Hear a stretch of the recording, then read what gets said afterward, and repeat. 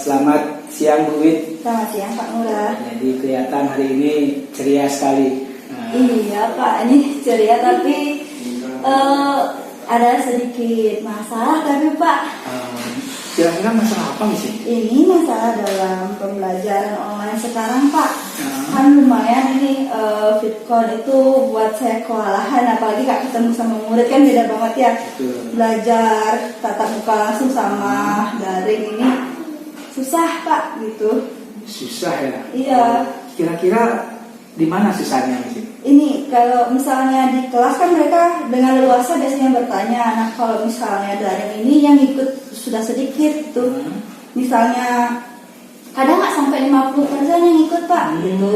Jadi saya anggap kurang aktif juga kalau misalnya bertanya mereka kurang aktif. Saya suruh bertanya nggak bertanya mungkin gitu Pak. Ini saya mau sharing aja sih sama Bapak gitu. Oke. Jadi selama ini Miss Wid melakukan pembelajaran daring, siswanya berarti kurang aktif ya? Iya, sedikit Oke. gitu Pak. Kira-kira apa yang sudah Miss Wid lakukan untuk anak itu supaya aktif di dalam pembelajaran Miss Wid? Saya sih selalu kalau misalnya di Fitcon itu selalu nanya apa ada pertanyaan atau enggak. Kalau misalnya kan kadang anak tuh malu Pak ya bertanya. Saya suruh mereka chat personal saya kalau bertanya gitu. Atau kalau misalnya saya anggap ini anak kurang dalam mengerjakan tugasnya, mungkin dia ada kesusahan, saya langsung chat personal anaknya. Kadang juga saya bilang ke wali kelasnya tuh ini anaknya ini seperti apa gitu, biar saya tahu kayak gimana anaknya gitu Pak. Berarti Miss Wid sudah melakukan itu. Nah, dari yang Miss Wid lakukan itu belum ada perubahan atau gimana? Ada perubahan sedikit saja Pak, itu nggak terlalu signifikan banget Pak. Gitu. Jadi perubahannya tidak signifikan. Dari apa yang Miss Wid lakukan, kira-kira perubahan yang terjadi berapa persen sih? Kalau misalnya saya chat personal kayak gitu nanya walinya, dan meningkat dari yang kurang 50% meningkat 60% sudah mau mulai ikut Fitcon itu Pak. Oh, berarti 60%. Iya, sudah lumayan lah dia.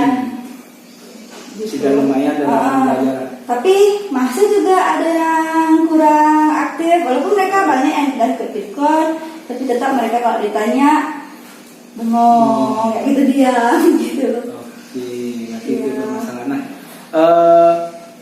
kira-kira dari yang sudah Miss Wid lakukan, berapa persen keinginan Miss Wid anak-anak mencapai keaktifan di kelas? Ya, saya sih nggak kalau 100% sih nggak mungkin ya, soalnya kan anak-anak itu berbeda ya Pak ya. Jadi ya kayak kita belajar tatap muka tuh ya 80%, 90% gitu kalau misalnya bisa gitu anak-anak untuk aktif. Setidaknya ikut Fitcon aja dulu gitu, mendengarkan saya gitu Pak. Kira-kira ada inovasi lain nggak yang harus Miss Wid lakukan supaya pembelajaran bisa diikuti oleh anak-anak sesuai dengan keinginan Miss Wid? Saya sih mau mencoba nih, baru mau mencoba untuk coba pakai video. Karena saya ngajar bahasa Inggris kan harus ada video, dan coba sih nyari yang translatannya bahasa Indonesia. Mungkin karena videonya ada bahasa Inggris, terus ininya bahasa Inggris, jadi anak-anak malas mungkin seperti itu. Jadi saya coba cari nanti video yang bahasa Inggris, terus translatannya bahasa Indonesia. Dan mungkin saat Fitcon, kalau misalnya dia pakai bahasa Inggris, saya yang translitkan ke bahasa Indonesia gitu. Dan itu saya akan kasih juga dalam bentuk materi dan Word juga. Mungkin saya akan memberikan, siapa tahu murid-murid ada yang lebih suka membaca, atau PPT kan mereka klik-klik sambil baca, jadi ada yang bergerak gitu mungkin sambil mereka membaca. Kalau video kan yang suka mendengarkan kayak gitu. Jadi di Fitcon saya fokus nanti membahas videonya, nanti untuk anak-anak yang membaca bisa lihat materi-materinya gitu. Saya akan mencobanya nanti. Nah, itu bagus Miss Wid. Jadi di Miss Wid itu sudah menunjukkan diferensiasi konten namanya dalam pembelajaran. Jadi pembelajaran itu divariasikan. Kira-kira ada lagi yang ingin Miss Wid lakukan berdiferensiasi konten seperti yang Miss katakan tadi? Maunya dalam hal tugas sih, tugasnya. Ya. Dalam hal tugas kan biasa anak-anak tidak kumpul tuh pasti bilangnya nggak ngerti atau susah sekali Miss tugasnya gitu.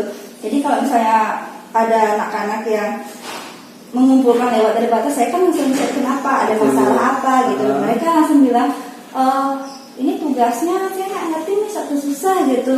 Jadi mungkin nanti untuk selanjutnya saya akan memvariasikan tugas-tugasnya itu. Misalnya kalau saya kemarin tugas-tugasnya cuma saya kasih mereka baca terus esai kayak gitu, mungkin mereka sedikit bosan ya. Jadi kadang-kadang saya lihat-lihat itu di internet ada tugas yang kasih gambar, coba mereka menjelaskan gambar itu kan mereka kan lebih mengamati, oh ini gambarnya ada ini gitu. Dan kalaupun bahasa Inggris kan masih bisa mereka gunakan Google Translate kalau saya nggak tahu gitu.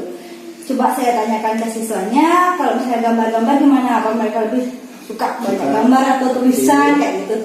Dan kebanyakan siswa memang lebih suka lihat gambar kan daripada tulisan gitu. Jadi untuk tugas-tugas selanjutnya saya coba variasikan seperti itu. Jadi nggak melulu tulisan aja, ada yang isi gambar atau lebih menggali logikanya mereka juga gitu. Oh, itu juga bagus Miss. Kalau begitu sebenarnya Miss sudah mencoba menerapkan diferensiasi produk namanya. Jadi memberikan tugas yang bervariasi kepada anak karena kemampuan anak kan juga ada yang terbatas. Sehingga kalau Miss buat seperti itu, kemungkinan anak-anak bisa mencari tugas yang sesuai dengan keinginannya, sesuai dengan minatnya, begitu. Baik Miss, tadi Miss sudah bilang akan melakukan diferensiasi konten. Jelas nanti diferensiasi konten ini akan membawa ke diferensiasi proses. Tadi juga bilang ada diferensiasi produk, jadi ya produk. Nah, kira-kira penanda dari keberhasilan Miss itu apa ya?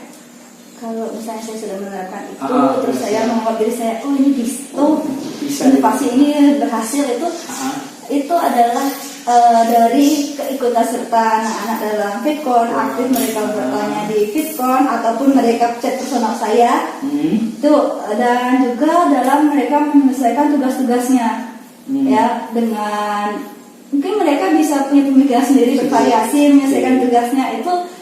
Saya anggap itu sudah berhasil kalau misalnya sudah mencapai minimal 80%, karena kalau 100% itu sepertinya tinggi banget ya. Ya minimal 80% anak-anak bisa mengumpulkan tugas tepat waktu, aktif bertanya. Jadi saya merasa mereka mengikuti pembelajaran saya dengan baik gitu, Pak. Nah, Wiswit tadi rencananya sudah bagus. Nah, untuk melaksanakan rencana Wiswit itu kira-kira Wiswit membutuhkan dukungan dari siapa saja? Kalau dukungan ini pasti yang pertama dari MGMP ya, karena MGMP juga biasanya di grup MGMP saya di WA tuh memberikan inovasi materi, coba pakai materi yang seperti ini, berbagi, mereka mau berbagi di MGMP saya, dikirim dalam bentuk PDF, coba soal seperti ini, seperti itu.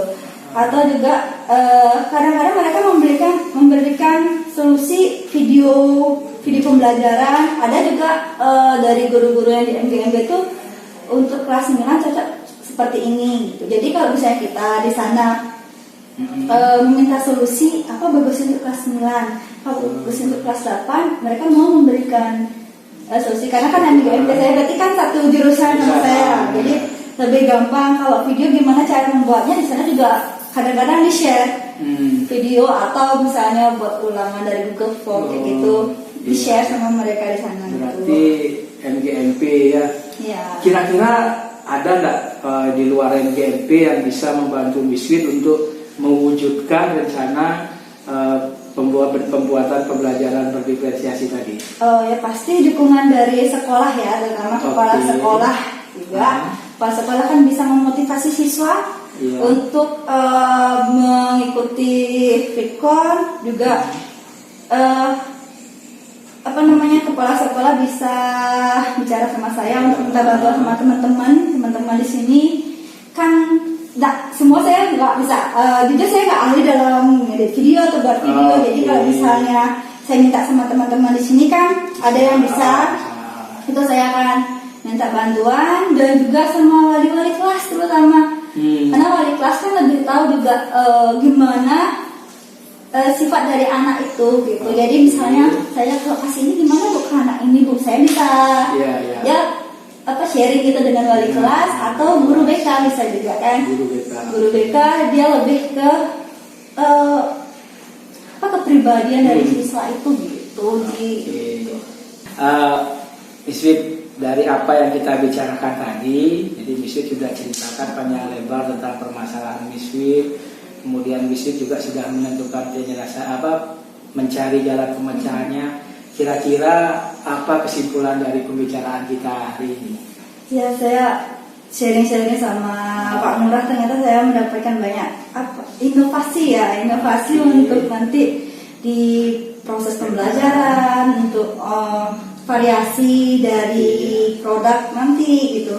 Jadi saya lihat nih, nanti saya akan menerapkan namanya diferensiasi gini ya, mungkin ya, proses, konten, dan produk itu jadi bervariasi. Jadi saya bisa, pikiran saya terbuka gitu untuk memvariasikan model-model pembelajaran nanti ke anak-anak. Terus bagaimana anak-anak mengumpul tugasnya itu, saya memberikan tugas tidak hanya dengan tugas tertulis itu, misalkan mungkin rekaman atau video, atau mungkin mereka bisa menggambar gitu. Karena kebetulan di mata pelajaran saya ada notice gitu, peringatan bisa mereka menggambar gitu. Mungkin nanti saya akan terapkan itu. Dan juga dalam memberikan pembelajaran bisa bentuk video, saya bisa kasih ke mereka video atau PPT bersama dengan guru MBMP kan, saling berbagi gitu. Misalnya mereka bisa membantu saya dalam membuat video atau memberikan video yang bagaimana cocoknya untuk anak di usia mereka yang remaja ini, biar saya tidak terlalu jauh melenceng seperti itu. Dan saya berharap sih dari inovasi ini itu minimal 80% gitu anak-anak bisa dan aktif gitu dalam pembelajaran, apalagi bahasa Inggris yang mereka tidak pakai dalam sehari-hari gitu. Dimana mereka yang biasanya susah, apa sih bahasa Inggrisnya ini, apa sih bahasa Inggrisnya gitu. Jadi mereka akan lebih mudah mengerti begitu. Iya, benar sekali Miswit, dan itu juga sebenarnya yang saya dapatkan di pendidikan CGP ini. Jadi pembelajaran berdiferensiasi itu kita coba sekarang kita terapkan dalam pembelajaran kita di kelas sehari-hari, sehingga anak-anak belajarnya sesuai dengan minat dan kebutuhan mereka. Ya, Miswit tadi sudah menyampaikan permasalahan, sudah juga menemukan rencana penyelesaian masalahnya tersebut. Nah, kira-kira ada nggak yang ingin disampaikan lagi? Untuk sekarang itu saja dulu yang bisa saya sharing, Pak Ngurah. Dan terima kasih juga untuk Pak Ngurah mau mendengarkan, dan dari bicara dengan Pak Ngurah saya mendapatkan solusi dari permasalahan saya yang ternyata selama ini saya bisa, dan seharusnya itu sudah dari awal saya lakukan. Ternyata Pak Ngurah itu saja, dan saya akan mulai inovasi. Mulainya saatnya itu nanti kalau sudah pembelajaran, saya akan mulai dengan anak-anak, dan mudah-mudahan sesuai dengan apa yang diharapkan oleh saya, Pak Ngurah ya. Betul. Apa yang kita harapkan, pembelajaran dapat berjalan menjadi lebih baik lagi. Iya, dan anak-anak juga aktif. Benar. Gitu, Pak ya. Wah, Bu Wit, inovasi yang Bu Wit sampaikan tadi luar biasa, sangat bagus sekali. Saya mendukung sepenuhnya apa yang Miss Wit sampaikan tadi. Semoga apa yang Miss Wit rencanakan dapat berjalan dengan lancar dan dapat membuat siswa kita menjadi lebih aktif lagi dalam pembelajaran. Ya, terima kasih. Ya. Baik Miss Wit, kalau tidak ada yang ingin didiskusikan lagi hari ini, terima kasih atas pertemuan ini. Semoga apa yang Miss Wit rencanakan dapat berjalan dengan lancar. Saya juga ingin mengucapkan terima kasih untuk Pak Ngurah sudah mendengarkan sharing saya. Semoga kita saling mendukung untuk memajukan pendidikan anak-anak di sini. Oke, selamat siang. Selamat siang Pak Ngurah.